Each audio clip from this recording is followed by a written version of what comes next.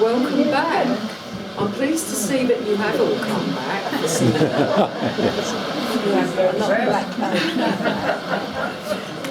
In part 2, our first performer is Jill, who's going to try and convince you that she's not quite what she appears to be.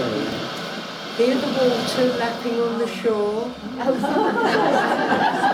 Here's Jill, the mermaid.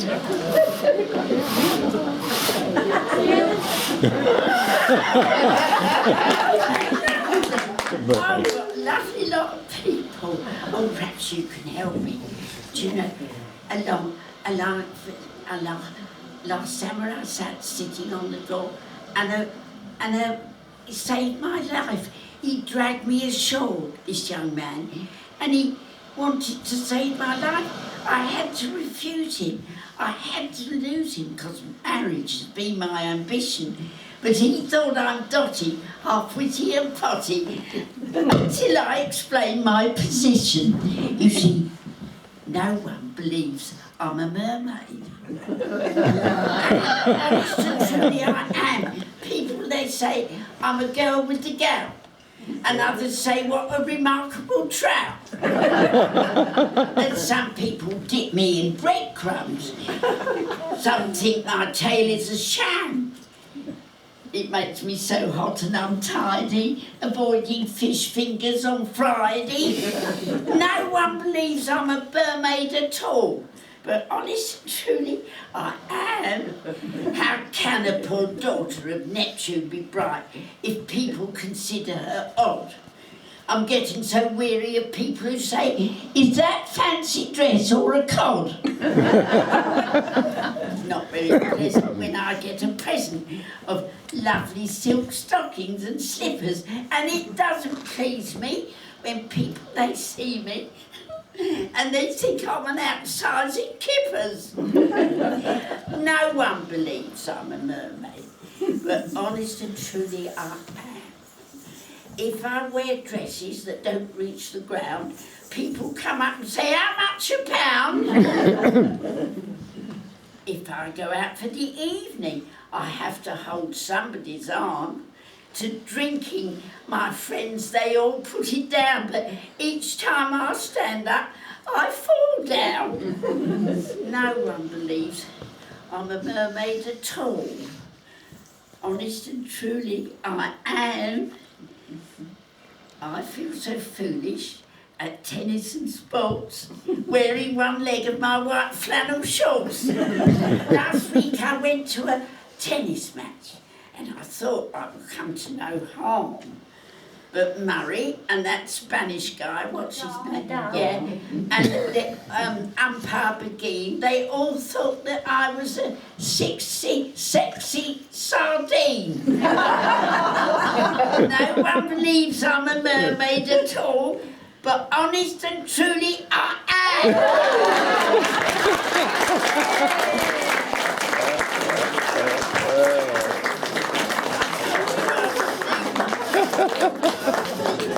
That was pretty good. There you are, you see, you can be deceived. Next we have a dance, which was performed first by a lady called Jojo Siwa in Dancing with the Stars. Today, dancing to Hernando's Hideaway, we have Rosalie with the Jojo Tango.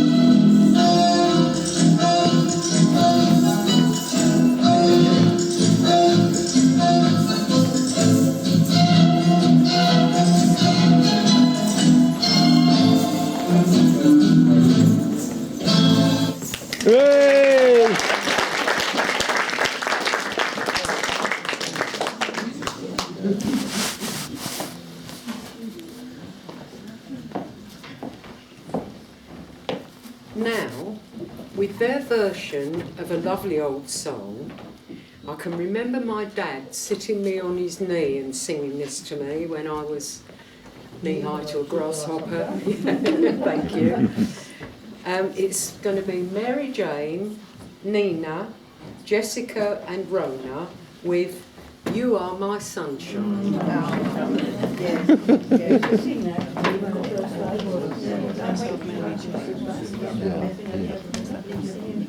I think there was some confusion.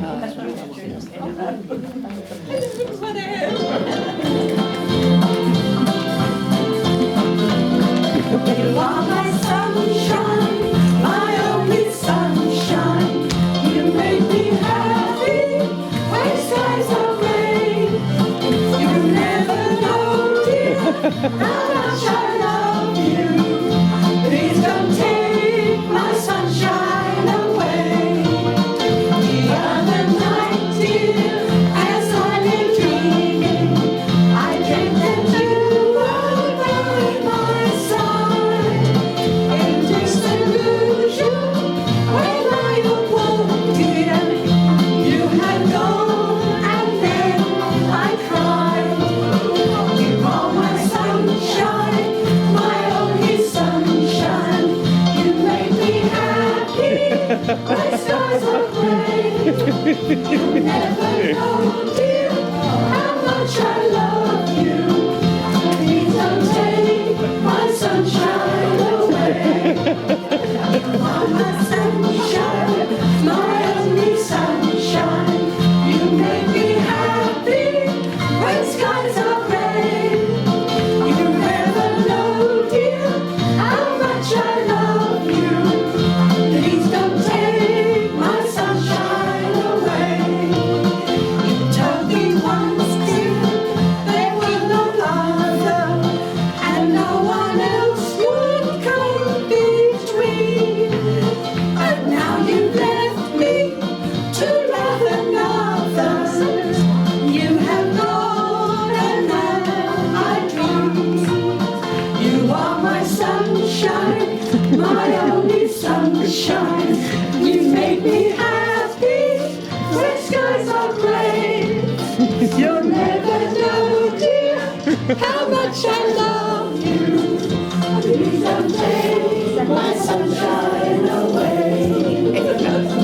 My sunshine, my only sunshine. You make me happy when skies are gray. You never know, dear, how much I love you. Please don't take my sunshine away. You are my sunshine, my only sunshine. You make me happy when skies are gray. You never know, dear, how much I love you. Please don't take my sunshine away. Hey!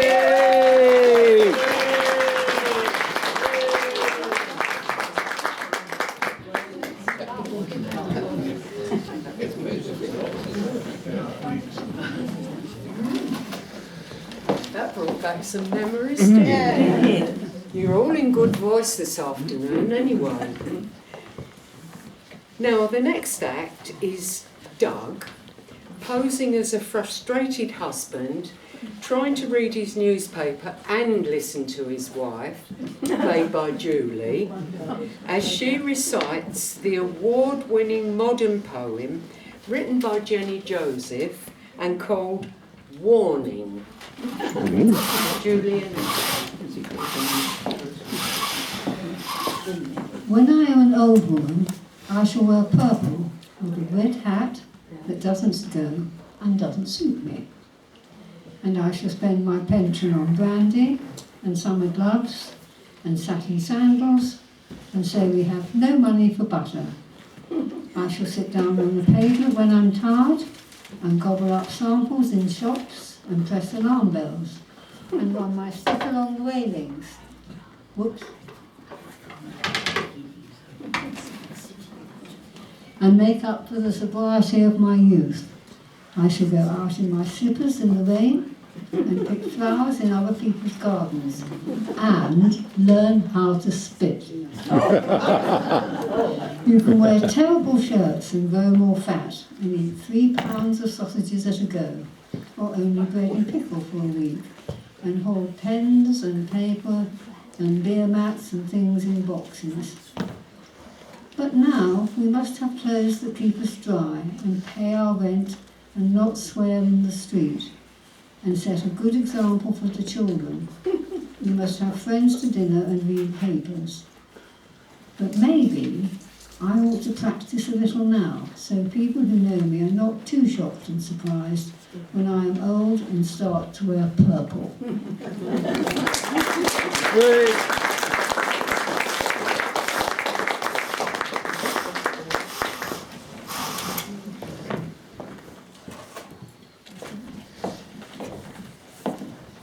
Well done to Julie and Doug. Now, this is the time of year when kindness and generosity mean so much. And I've got a letter that I want to read to you which illustrates those sentiments. There was a man who worked for the post office whose job was to process all the mail that had illegible addresses. One day, a letter came addressed in shaky handwriting to God,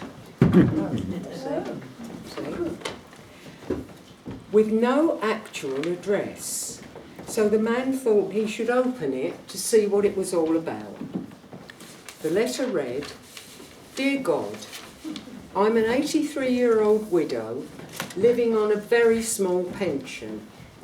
Yesterday someone stole my purse. It had £100 in it, which was all the money I had until my next pension payment. Next Sunday is Christmas, and I had invited 2 of my friends over for dinner. Without that money, I have nothing to buy food with, have no family to turn to, and you are my only hope. Can you please help me? Sincerely, Edna." The postal worker was touched. He showed the letter to all the other workers. Each one dug into his or her wallet and came up with a few pounds. By the time he'd made the rounds, he had collected £96, which they put into an envelope and sent to the woman. The rest of the day, all the workers felt a warm glow, thinking of Edna and the dinner she would be able to share with her friends. Christmas came and went. A few days later, another letter came from the same old lady to God. All the workers gathered around while the letter was opened. It read, "Dear God, how can I ever thank you enough for what you did for me? Because of your gift of love, I was able to fix a glorious dinner for my friends. We had a very nice day, and I told my friends of your wonderful gift. By the way, there was £4 missing. I think it might have been those thieving so-and-sos at the post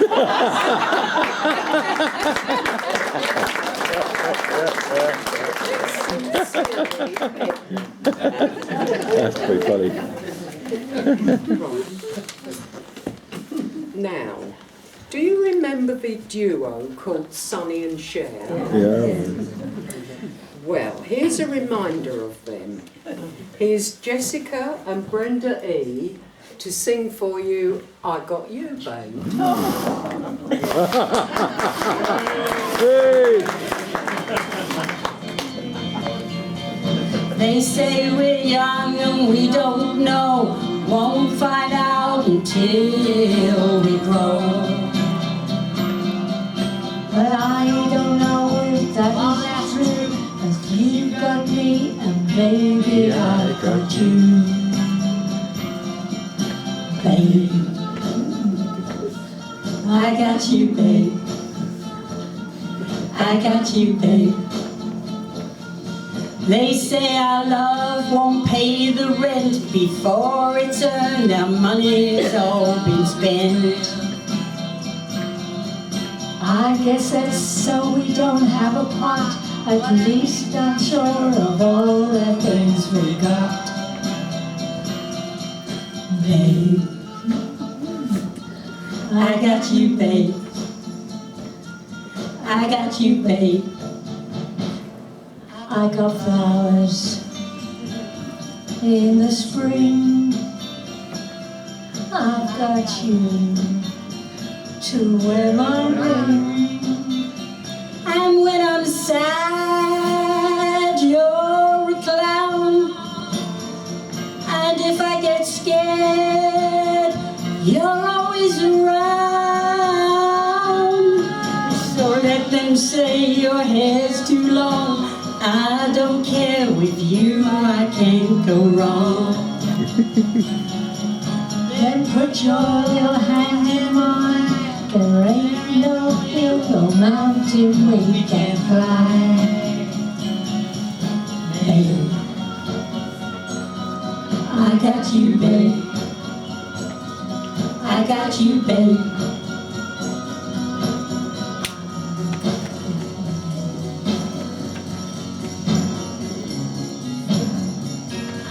You to hold my hand, I've got you to understand, I've got you to walk with me, I've got you to talk to me, I've got you to kiss goodnight, I've got you to hold me tight, I've got you, I won't let go, I've got you to love me so.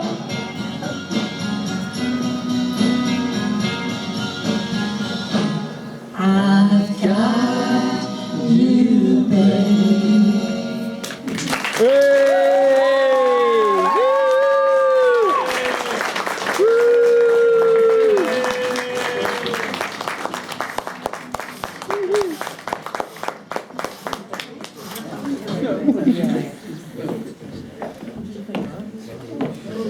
Oh my God.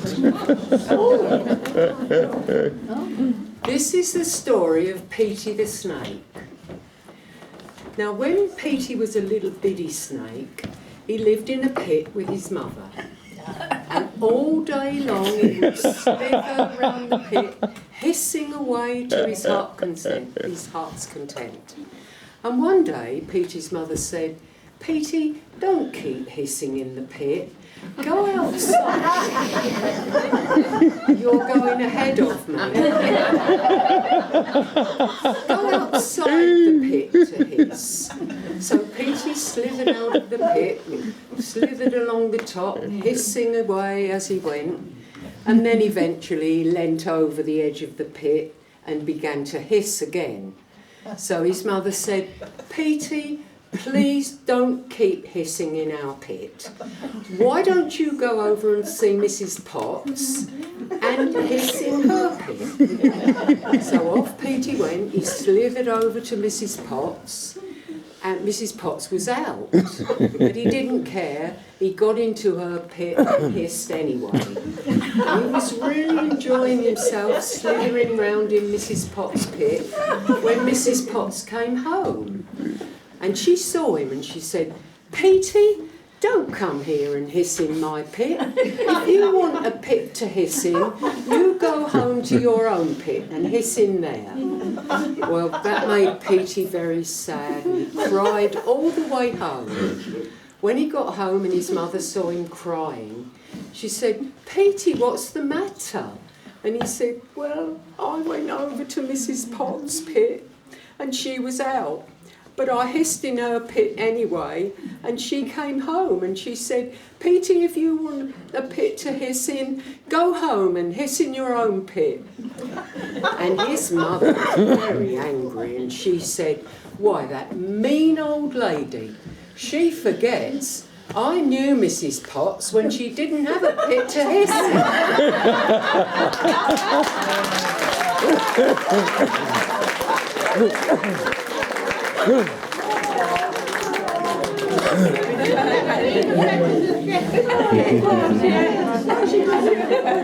Fast.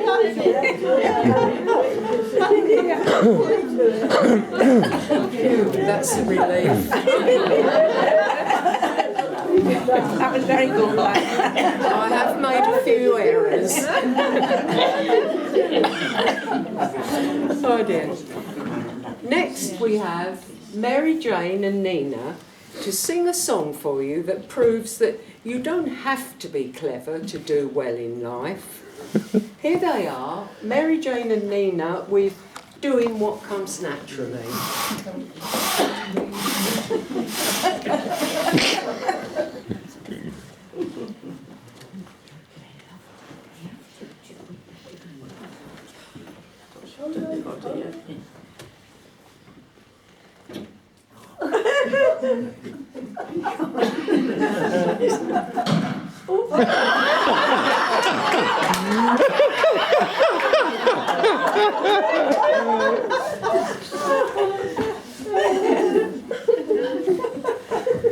Folks are dumb where we come from, they ain't had any learning.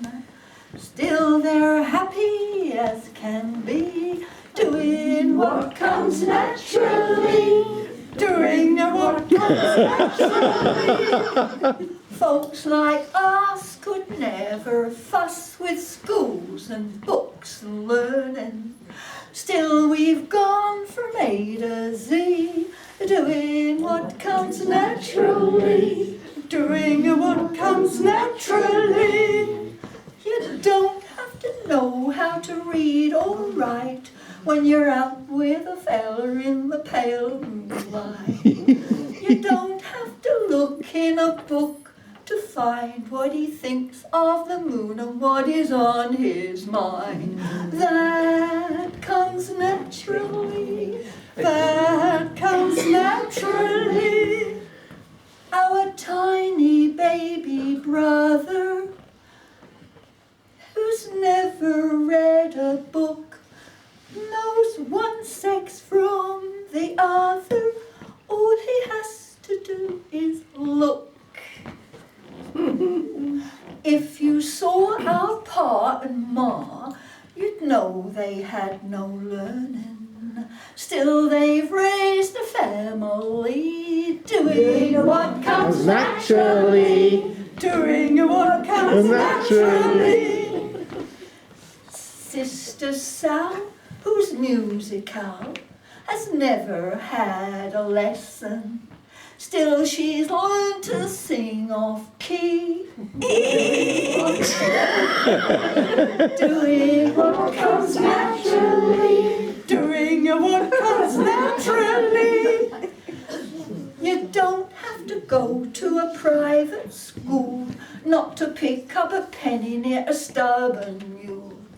You don't have to have a professor's dome not to go for the honey when the bee's at home. That comes naturally. That comes naturally. Uncle Jack has never read an almanac on drinking. Still he's always on the spree, doing what comes naturally. Doing what comes naturally. Grandpa Bill is on the hill with someone he just married. There he is at 93, doing what comes naturally. Doing what comes naturally. Hey!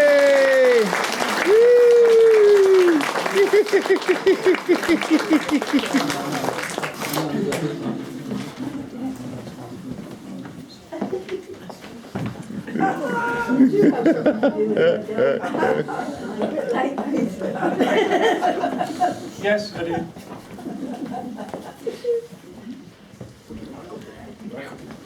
A tourist in Vienna is going through a graveyard and all of a sudden he hears music. No one is around, so he starts searching for the source. He finally locates the origin and finds it's coming from a grave with a headstone that reads, Ludwig van Beethoven, 1770 to 1827. Then he realises that the music is the 9th symphony and it's being played backwards. Puzzled, he leaves the graveyard and persuades a friend to return with him. By the time they arrive back at the grave, the music has changed. This time it's the 7th symphony, but like the previous piece, it's being played backwards. Curious, the men agreed to consult a music scholar. When they return with the expert, the 5th symphony is playing, again backwards. The expert notices that the symphonies are being played in the reverse order in which they were composed. The 9th, then the 7th, and then the 5th. By the next day, the word had spread and a crowd had gathered around the grave. They're all listening to the 2nd symphony being played backwards. Just then, the graveyard's caretaker ambles up to the group. Someone in the group asks him if he has an explanation for this music. "I would have thought it was obvious," the caretaker said. "He's decomposing."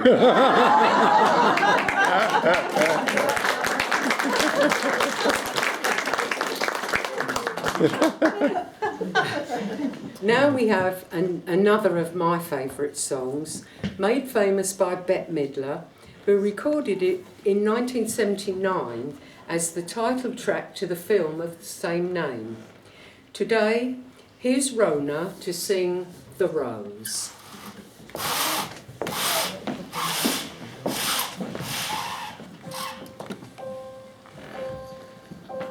Some say love, it is a river that drowns the tender reed. Some say love, it is a razor that leaves your soul to bleed. Some say love, it is a hunger, an endless aching need. I say love, it is a flower, and you, its only seed.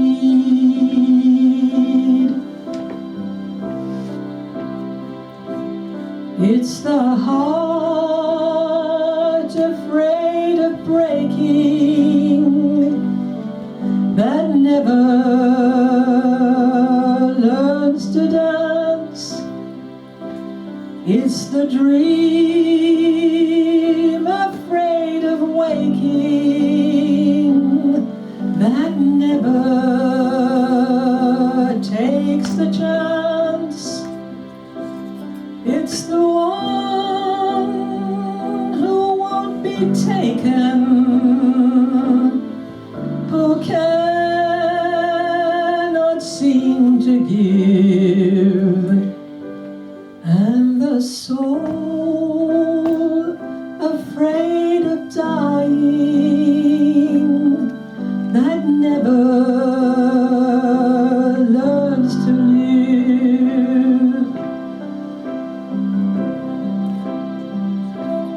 When the night has been too lonely and the road has been too long, and you think that love is only for the lucky and the strong, just remember, in the winter, far beneath the bitter snows, lies a seed that with the sun's love in the spring becomes the rose.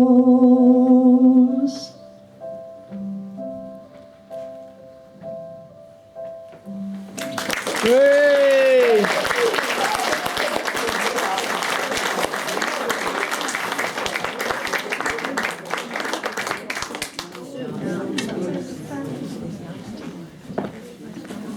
How lovely was that? Yeah, very nice. Our next act is a great favourite, another line dance performed by Brenda B, Jessica, Mary Jane, Rosalie and Doug, and of course the dance teacher Tony taught them here at the Senior Citizens Club to do it. So here we go, I think, with the Red Hot Salsa.